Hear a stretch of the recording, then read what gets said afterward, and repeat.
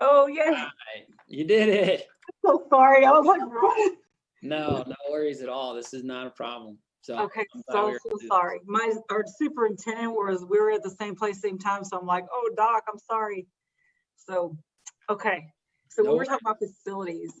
Let's start. Well, let's start over now that you're not like trying to get from A to B. So that's Okay, good. Tell me about your day. Like, let's just start there because I think you're in such a unique role that I would probably need to learn a little bit more about your typical day. Yeah, lately my typical day has been you can plan and plan and plan, but when you come up to the office and a phone call happens or an email happens, my whole day changes, and I have to adjust on the fly all the time. Somebody needs a memo right now. They're now finally looking at a presentation I put together 2 weeks ago that hasn't been approved yet. And it's just like waiting and waiting and waiting for basically green lights. Like, so there's a lot of irons in the fire. And then it's almost like fishing. You have like a ton of fishing lines out. And then one of them's tugging, you're like, okay, pay attention. This one's like pulling, you're like, okay, and it happens all at the same time. But it's almost like fishing. So give me more of an example on that. You're just putting a lot of lures out there and just seeing which one bites, and then you go chase that one down. Yeah, that's how I feel. But it's look, I can plan for the year. I've been in this role for 15 years. 16 years. This is my 17th year going in. And I've completed 16 years. So I know the lay of the land, the process and the timing of seasons and deadlines and all of that kind of stuff. But in this role, and then with COVID, that totally changes the game. It's like your game book, your playbook, you're going to have to set that aside because now it's like, we know what the game is, I guess, but you don't know what all the rules are right now. And it's always changing. Y'all mind shutting that door real quick? Thank you. And so it's just always changing. So it's not that we don't know what we're doing, but I sometimes feel that way because it's like, oh my God, what are we doing now? How do you tackle that? So that's a challenge that every AD in the country is dealing with. So what's been your method to overcome? I think my method to overcome it is I look at it as I'm spiritual and I just pray about it every day. I'm like, God, you only gave us 24 hours in a day for a reason. And he's not going to allow us to tackle more than that. There's 24 hours in a day for a reason. He doesn't want us to bite off more than we can chew. So in terms of eating an elephant, you eat it one bite at a time. So whatever I can have on my plate and I can control and fix right now, I'll handle that. And I'm going to worry about tomorrow. And so I try to do that.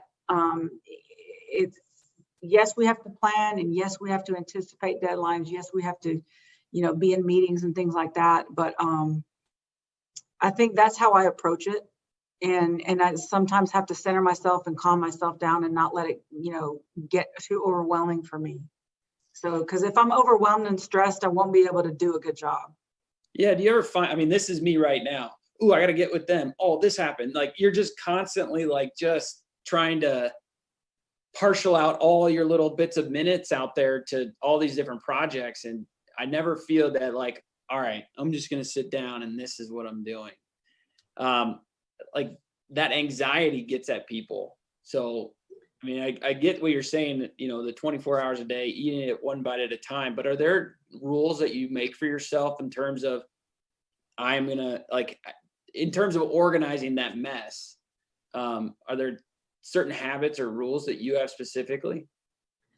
I do. There's some things that come to my plate that I'm like, I look to an assistant to handle. I'm like, that's something that you can figure out and make a decision on. And they'll come to me, and the door's always open. They always can come to me about things. But when they come to me, are like, we have a situation. I'm like, so they'll let me know what the situation is. I was like, that's something that you can walk through or talk through with another assistant and handle. And so some of those things I have to let go and allow them to do their jobs and figure out the solution to that issue. And to to give them the autonomy to make those decisions. And there's some things that have to come to my plate and I have to make that decision. But there are a lot of things that are the day-to-day. I'm like, you can handle that. You can handle that.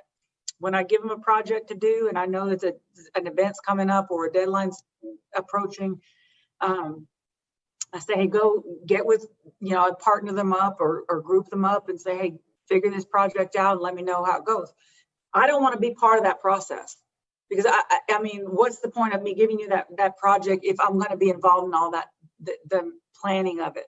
I don't want to be. How do you make sure that your eyes are on it when you give it to somebody? Because I give that to like an assistant.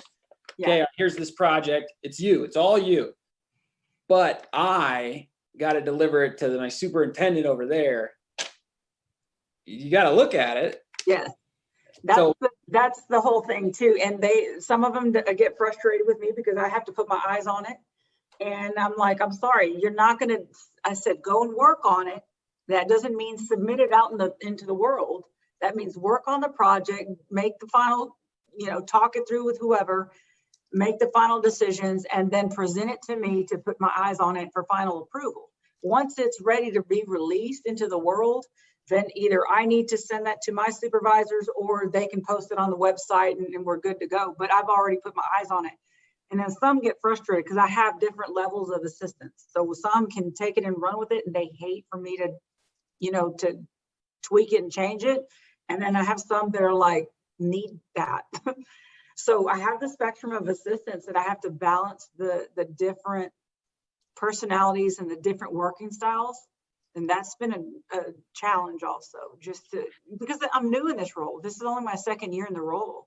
I know. And that's kind of where I'm really finding where I'd like to take this interview because of, I think that's going to help a lot of people. One, I'm going to back up. My wife's a female head coach at a big college volleyball school. She hates the fact when they say, what's it like being a female coach? Like, she doesn't like that interview. She's like, I'm a coach, just like anybody else. Like, so I do things because I'm a coach, not because I'm a female. So I don't want the interview to go that way, even though that is a big marketing hook. Mm-hmm. I want to take it in a way of, for anybody, I'm learning on this stuff. So for you and how you got to your role, it is impressive. You are the first. You are, a big deal. But I think that comes more to what you do and not because you're a female. Like, I don't want. Right. Absolutely. I hope that makes sense. Like, I'm not trying to defend or anything, but I just want to learn and help other people learn through this conversation. So the achieving goals is impressive by you. And I think that's where we gotta maybe direct the interview in terms of breaking down barriers and achieving goals, through these actions, not because I'm female, because of that. No, I like that. And in fact, I answered that question in one of the interviews with THSCA, the coaching organization in Texas. I spoke at their virtual conference this summer in July. And somebody asked about my journey and my, the path and everything. And I'm like, oftentimes in my path, I've had opportunities to interview for different things. And I probably got the interview because you can check off 2 boxes with me. You can check off a female, you checked off that you interviewed a minority or Hispanic, whatever. So you can check off boxes for me to meet your quota on the interviews. And I'm like, I'll never apologize for that or how the door was open. It doesn't matter how the door was open. The door was open. And I proved to them in my work that they hired the right person. So people can look at that as a negative and people can say, well, she only got it because of this or because she's female or whatever. And I've heard that all my life. And I'm like, it doesn't matter because once they know my work and they know what I'm doing, they're like, she's the right person for that job, And so I just enjoy what I do. And I'm so passionate about our work. And what I would say and I was a little nervous to speaking in that session this summer because you have other athletic directors who have way much more experience than I do in this chair. They have all kinds of different experiences that bring to the table that I don't have, and that's okay. What I look at it is like I do it. I learn from all kinds of people, good, bad, and indifferent. I've had 3 different athletic directors 4 different times because one of them came back. And so everybody's like, which one was better? I'm like, they're not, it's not like they're better or worse. It's like they're different. They're all different. I learned things that I wanted to keep. And I said, well, if I'm ever in that chair, I would do it this way. But I learned things that I wanted to change. I'm like, okay, if I was in that chair, I would not do it that way, you know. But I can learn from anybody. And so I'm very humble in this chair. Like, I don't think like I know everything, and I don't. Hopefully I don't act that way. And so in balancing the different personalities, because even some of the assistant directors were here when I was an assistant. So it was like, okay, now I'm going to be their boss, I guess. I don't even like that term, but now I'm in this chair. And so it's like, okay, now I'm going to have to figure out my different role. I'm going to have to figure out what they need as employees, because I want them to thrive in their positions. And you know, if they want to be an athletic director or go on and do something else, I want to give or maximize their potential, and I want to break their potential. Like if they think their capacity is here, I want them to strive to be here, because I want to build their capacity and them to want better. So I think I approached it. I think I kind of pride myself on the way I approached it, because it was okay, so let's stop there, because there's 2 questions I have that came up. Maximizing staff capacity, especially today where people seem a little bit more sensitive to pushing. Yeah. How do you gauge the capacity of each individual? Because they're all different, right? Yeah. So what's your process for that, with also not being too militant and taking them to a level that they can't get to? Yes. I think I started off with a questionnaire, actually, and the one-on-one questionnaire with everybody, including the administrative assistants. So I had a one-on-one with each person individually. The first 30 minutes was all about them. I said, I posed a question, and they spoke the whole 30 minutes, just whatever they wanted to say. And if it went over 30 minutes, that's fine too. But I asked them about their different experiences and what their passions were, what they liked to do, what they didn't like to do, what managers they've had in the past. I mean, and I said, you don't need to name names. That's irrelevant. This is a pretty systematic approach, yeah, which I really like. I mean, you didn't come in there and say, this is how I'm going to do it. Right. You took a process to open up lines communication in a very formatted way. Mm-hmm. I don't think people do that too often. I've never had anybody do that with me, ever. So why did you do it? I did it because I've been like I said, an assistant for 15 years, and I knew what I wanted in a leader. I've had that in a department head as a math teacher. I want people to. I loved supervisors or bosses or managers or principals or whoever that I admired. I admired, and I'm thinking of a person in particular in my head that nobody even knows, but she was our department head when I was a math teacher, and I just loved the way she carried herself. She was very poised. She was very kind.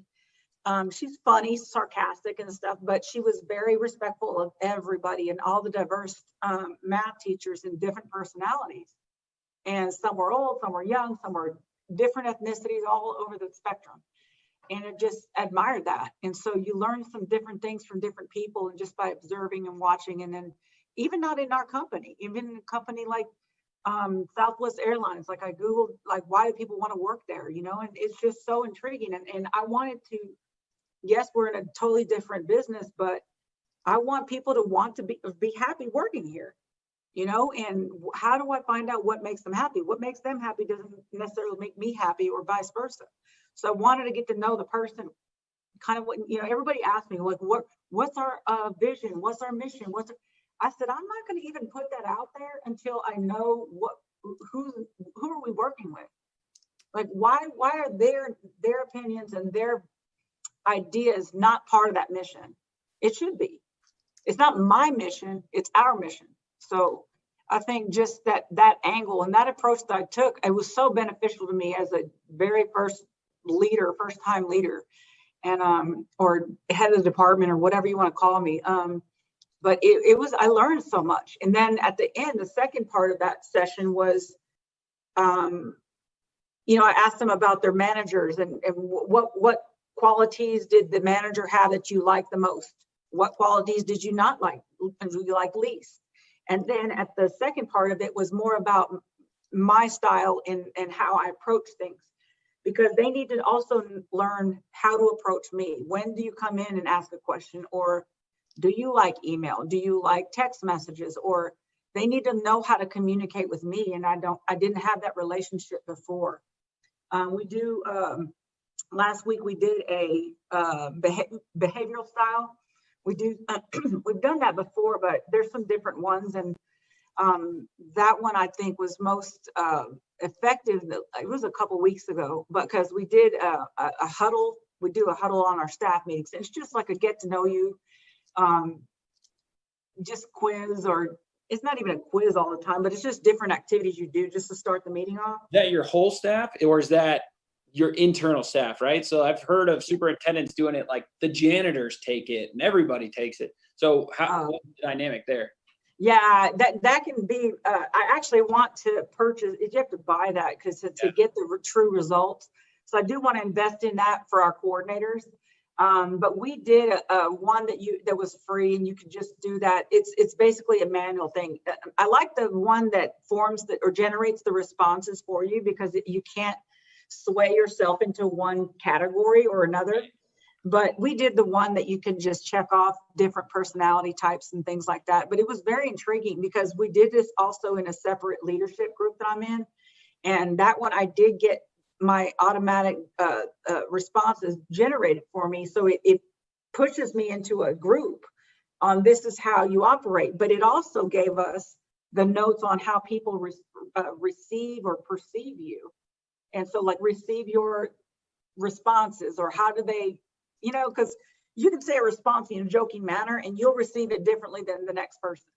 And so it's so interesting. So what I did was I printed off that sheet and I gave it to our staff, and I'm like, this is how you approach, this is my behavioral style or my work style.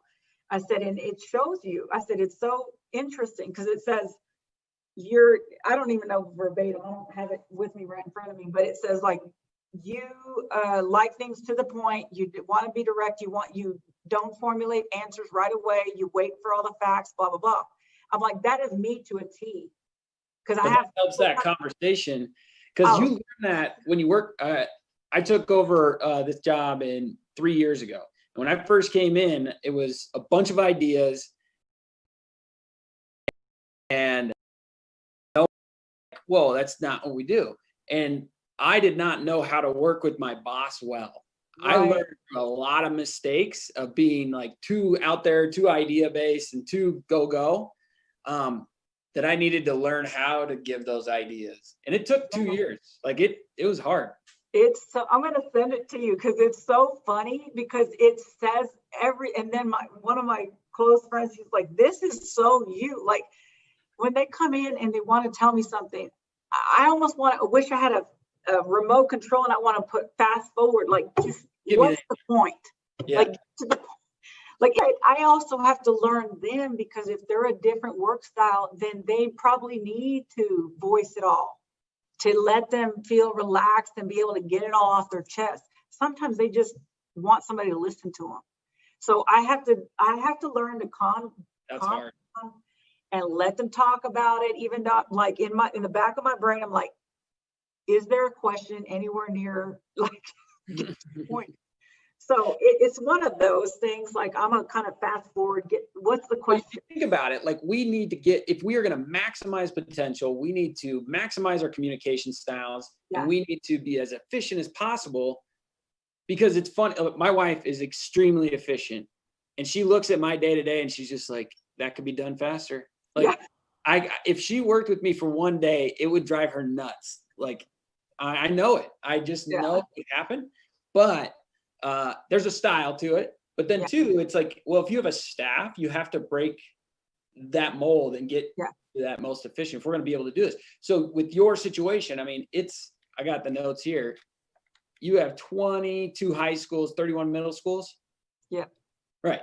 So if you're going to be able to service those people as good as you can, you guys need to be a well-oiled machine. Yeah. So I guess my question on this, to be direct, is what's the biggest personality development that's happened after taking this job? So you got the job because you're this good. Well, what's the biggest evolvement? How have you evolved the most over the last 2 years? Oh, I like that question. I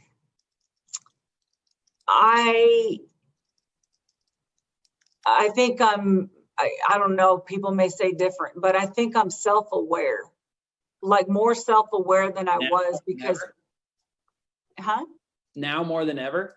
Yeah, I think so. And only because I feel like I have to be more because I'm in this chair now and I'm like, I can't just be my personality and like a tornado, just go through this and hey, whatever you feel, however I made you feel, I don't really care, and just keep going because I got to work with the staff and they're not, I need to make sure I am aware of how I am so that they are, like I said, coming out of their shells and being maximized and want to surpass their capacities or even understand that.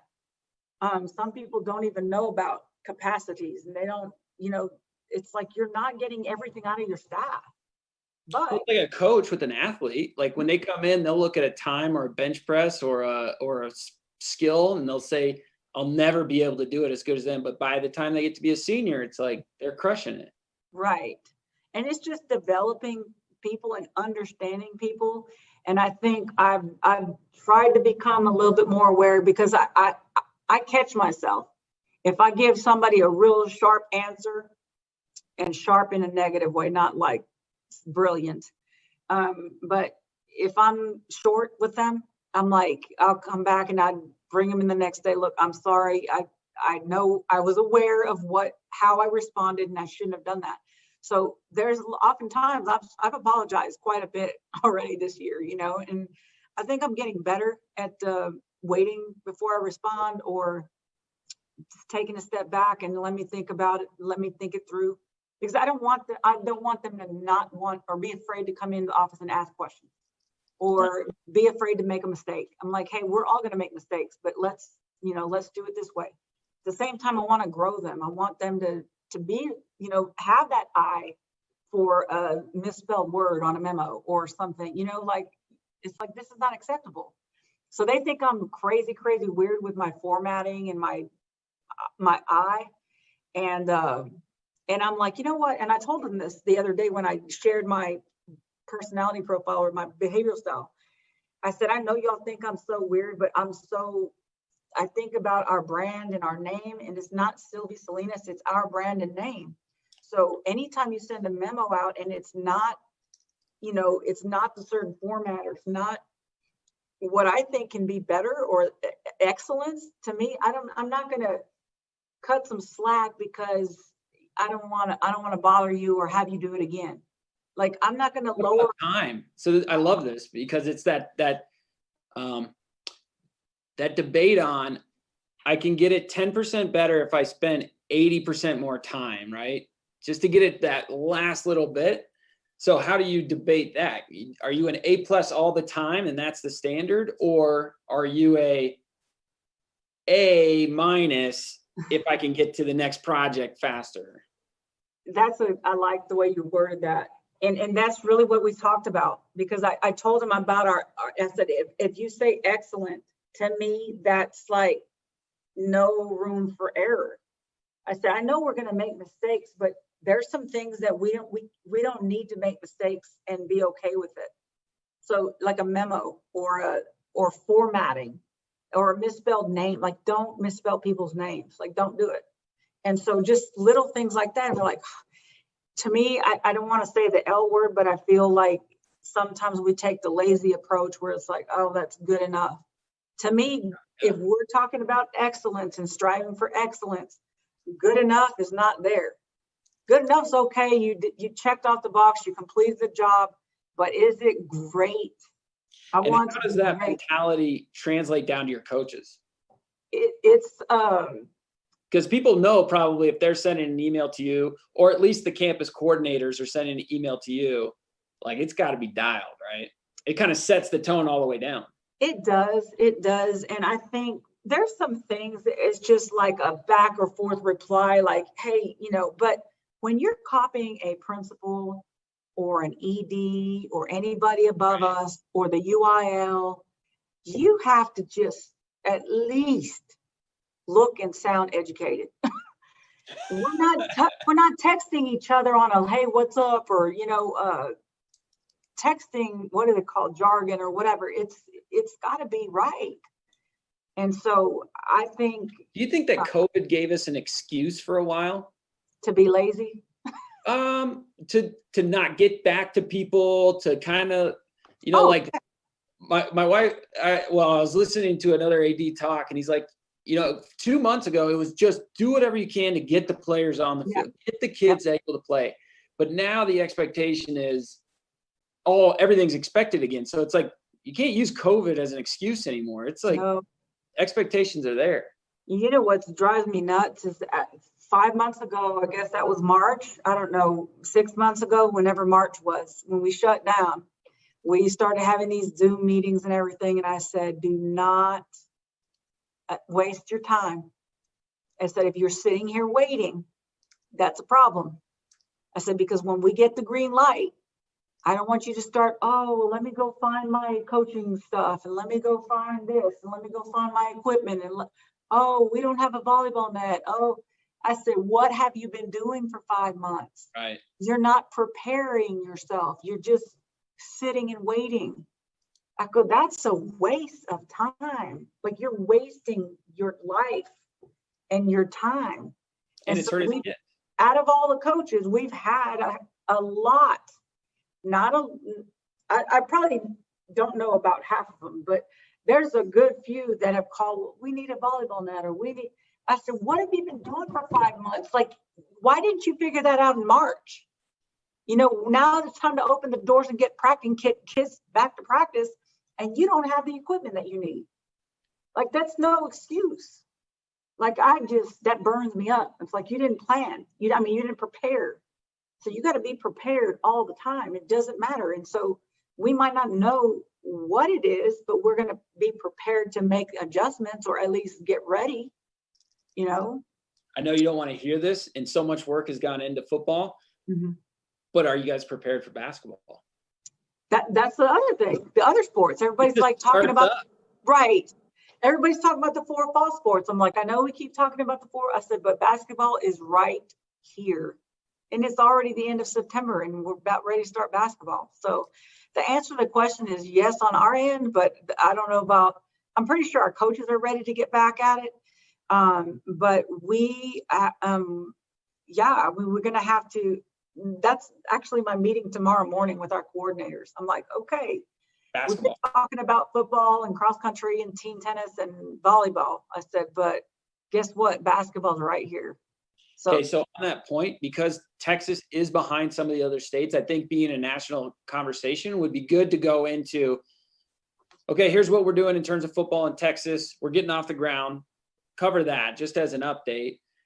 Next topic is, but now we're looking at basketball and here are the things that we're discussing. So that way we kind of keep the conversation relevant for everybody in the country. So it would be helpful, and I'll write an email to you, just getting your bullet points for that meeting of what you discuss, right, with your campus coordinators, just for us to have it back and forth so that people listening or watching live, ooh, that's good. I need to think about it. Because they may not be thinking about that right now. Yeah. What if we have capacity issues? Do you have cameras there to live stream? Are you going to do that? Like those little pieces.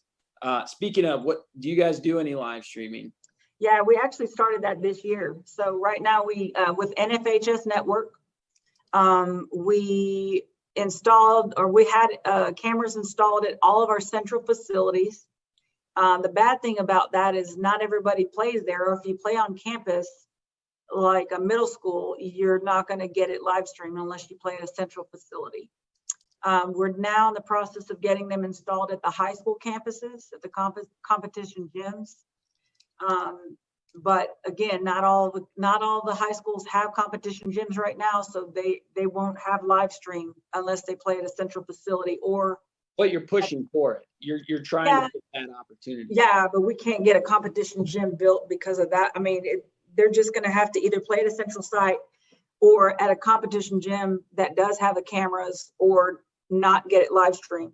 The other thing too about the live stream, it's only for the 4 sports: the volleyball, basketball indoors, and the football, soccer outdoors.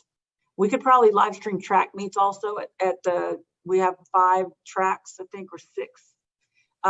But you know, those other sports, they don't get live stream because there's no cameras following them around everywhere. Just right now. Yeah, they're not placed at the golf courses and the tennis courts and stuff. It's just, that's a question I ask everybody on the show. This show is sponsored by Huddle, so just as an FYI. Okay. We don't need to do any kind of name pushes or any type of promotion, but it's interesting to hear everybody's pushing to get that done. You're in a very big school district, so it's hard to do it across all of them, but it's interesting to hear how you're developing that as an offering. Okay. And then 2, I think that's an interesting point on, hey, it's only 4 sports. So I think, you know, we got to open up what we can do. The future of this will be so anybody can plug into our track and our tennis and other things. Yeah. To give that opportunity. Yeah, that would be great, because some of the you know, we have a lot of sports, swimming even. We may even add that to our natatoriums. I don't know if that's going to end up happening or not, but yeah, there are a lot of sports that won't get covered. I mean, we could probably cover even wrestling, but I don't even know where wrestling is right now. That's frightening. Right. We have a great wrestling programs, but I need to read up on the mitigation guidelines for wrestling, because I think that's the big question mark right now is, are we going to have wrestling, and how? That'll be a good question to have for the audience, is what are they doing with wrestling? Yeah. Okay. I know this was brief and I know it's kind of all over the place, but this is helpful for me to get my notes on where I want to put the questions. I really like the career and professional development angle with you. I'm not going to make it a female oriented, rally cry. I want it to be for everybody. I will use that in terms of a marketing ploy. I'd like the line "breaking barriers" as a title. Okay. If that's okay. I mean, I'm just trying to be sensitive to like what my wife would probably want if I was marketing a session with her. Breaking barriers and trying to get, I love how you said, why do people want to work at the Southwest? Like looking outside of our industry to emulate, to model those big companies. Like, why look at the good school down the road when you can look at the big company that did it this way? Yeah. Just a lot more use cases. So I love that thinking. And that's kind of the outside the box thinking that probably got you to where you are. Mm-hmm. Okay, there, I'll talk about Texas football. I have specific questions just to get us updated. I think people are tired of hearing, yes, we have online ticketing. Yes, we're doing the wristband. Like, people are tired of that. Mm-hmm.